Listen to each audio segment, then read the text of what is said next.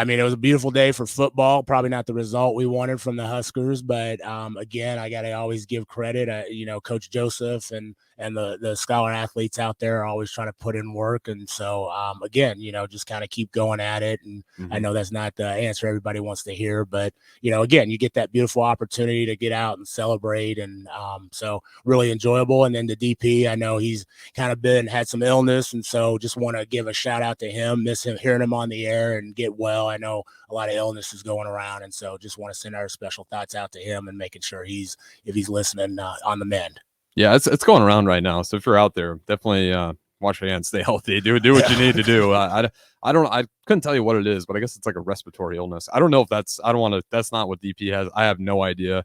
I don't want to get into his business like that, but yeah, just prayers out for DP. Hopefully he feels better here soon. And if you're out there, definitely just take a little extra precautions on staying healthy. Well, he's probably just sick because the Cowboys are on the roll and they're winning. So, I mean, go ahead, DP. It's not going to get any better. So you might as well go ahead and get better so we can all go to the Super Bowl and cheer on them Cowboys.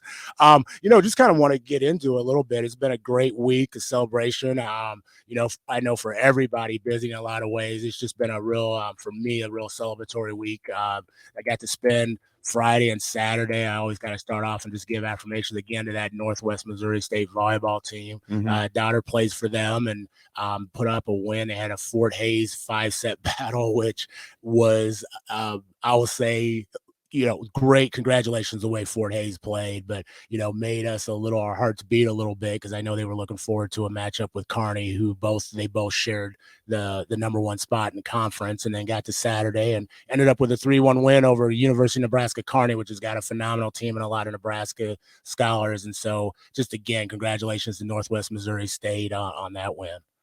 Yeah, absolutely. And then this segment is we're probably going to go about 10 minutes here because Pete, he's got some guests in here, as always, some scholars, so we'll get to hear from those guys as well. But as you kind of want to talk about high school football playoffs going around right now? We had 3 teams, I believe, East High School, Southeast, and Southwest. And, started that football playoffs. Again, beautiful weather, an opportunity to compete on all levels. And, unfortunately, East suffered a loss, I believe, to Gretna. And then Southwest did end up winning. They got a nice win against the Millard North. And then Southeast, I also believe, lost this weekend as well. So, got one still left in the mix from the capital city. As far as Class A, and it's just that exciting time of year. They also had volleyball districts, and so we've got a number of teams going. Southwest is going, but also East High School, after a long absence, after being just really a power in the state under Myron Olerking. So I'm old enough to remember some of those days with Mr. Olerking, but they're making their return to state. And so I want to give a shout out to Shandy, who's in our equity cadre, who's been, one of the leaders on that team and really just, getting to go. And so, Nicole Gingrich, who's the daughter of a longtime football coach there, getting that opportunity and getting that program and some strides to represent themselves. And so really a good chance for Lincoln schools to make some noise. I know we also got Lincoln Lutheran and a couple other area schools going as well. Yeah, and real quick, just for the high school football, these aren't the volleyball scores, but the high school football scores. So, yeah, you're right. Lincoln Southwest, the only team left in the mix. They took down number 9 Millard West, 17-31. So they got number 1 Omaha West Side, who put a stomping on Pavilion La Vista, 59-21. So they got their hands full with that one. Only team left in the mix as far as our city schools here in Lincoln.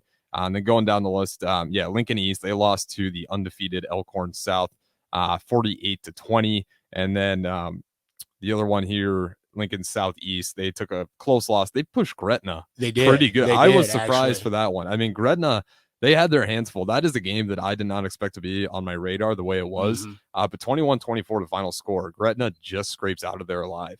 Yeah, and I think, like I said, you got talent. And so I think once you get in there, it's just kind of getting an opportunity. And once you recognize that, you kind of just have to see how things go. And so, again, credit to Southeast, great game plan. And just, Gretna just eked it out. And, I think last year's matchup was West Side and Gretna. And so I think a lot of people were kind of predicting that was going to be an easy roll to get to that point. So, Southeast may have, woken Gretna up a little bit. And so we'll see what happens. But, as they turn to that cross country, I know we Mhm. talked about that last week, and they had their state tournament, golf. So kind of making that transition into the winter season with basketball, wrestling, swimming. And so, as we continue to do some of these shows, we'll profile some of those other sports, but also some of those other activities that kind of tend to happen in the winter. We've got our theater and arts performance and Mhm. music.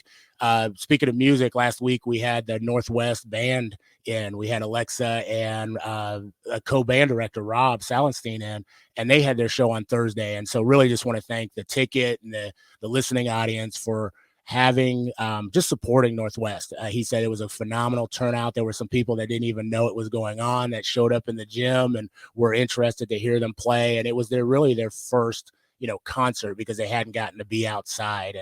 And with that being said, I think that's just tremendous. It shows a tremendous amount about our community on Mhm. how we invest in just each other. Yeah, and if you haven't caught that, definitely that was a good episode. You go to the Ticket FM, catch all our podcasts. This one's bigger than the score. You can find that on the ticketfm.com. But yeah, hearing their story was kind of interesting. You get the ins and outs of what it looks like overhauling a new school, or I shouldn't say overhauling, starting from fresh, building Yeah. a new school out there. Because like you said with the band, they're having to work on marching inside the court and trying to figure out ways to how are we going to figure out how to line up our marching band when we don't have access to a football field. And they had to put lines and tape on the court, and the court also was having problems not getting done in Yeah. time, finishing. Just a whirlwind of issues. But like you said, they had a great turnout. And the guys there, they're making it work. So it's super cool. Catch that podcast. You kind of get to hear the ins and outs of what putting a school together looks like, and that marching band, kind of a cool story. I'm happy to hear they had a great turnout. Well, and I really want to celebrate the investment. Again, I think we said it. They're putting in just as much, Oh if yeah. not more time than anybody else. And with those challenges and barriers and some of those obstacles they have, and they don't get that year back. Mm-hmm. And so I think a lot of people say, "Oh, it's going to be great next year. We're going to, da da da." Well, those scholars that are there, I think I talked to Alexa. She doesn't get this year back, and so every one of those first, may be their last. And so I think just anytime we get an opportunity to support, celebrate, definitely do that. So thanks for the community on that piece.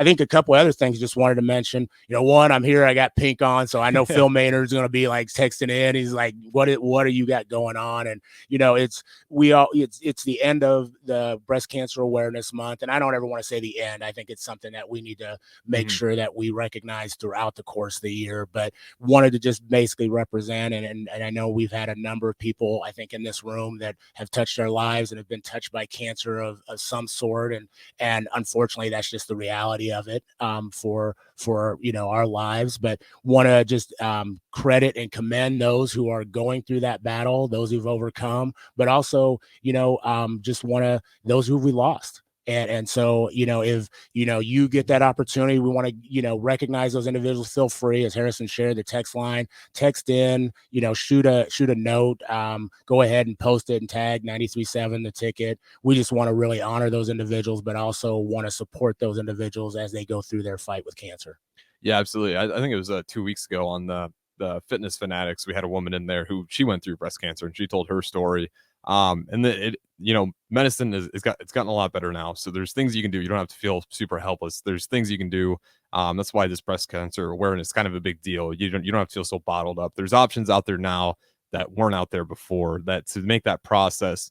It still can be draining, but it's a lot better than what it used to be. But like you said, hit up the Starter Heyman text line 402-464-5685. If you want us to shout anyone out, absolutely, we will do that. If anyone's going through that, something we definitely want to shout out for you guys. But before we go to break here, Pete, why don't you just kind of lay out what we got for the rest of the show here, who our guests are? Yeah, again, I got a full house, and I'm really appreciative as we look at focusing some of those activities and some of those things that, have either made the news, but not maybe made the news. And so a little bit more about just the fabric. And so we've got Tom Colby, who is a educator at Color Middle School, and just also a man with many talents. I'll just put it this way.